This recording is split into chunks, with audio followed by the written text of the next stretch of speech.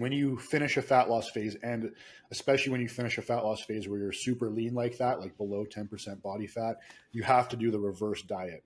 And when you're that lean and you do the reverse diet nice and slow, you end up looking leaner and more full as you do it, right? Because you're probably in a decently big deficit, and you kind of remain in a deficit as you increase the calories.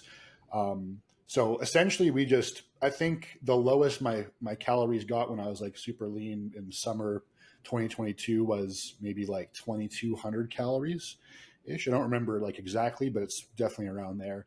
And then at the end of my reverse diet, so when I got back to like my new maintenance, I was probably at like 2,600.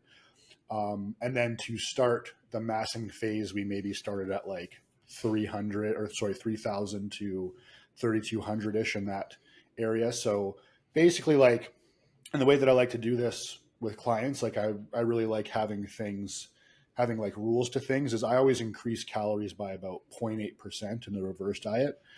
And then when you're massing, that can be maybe a little bit higher. But yeah, you always want to be in control of that. Like if you do too big of a jump and body fat starts piling on, like you can't really, now you don't really want to have to go back and like adjust for it, right? So it's way better Yeah.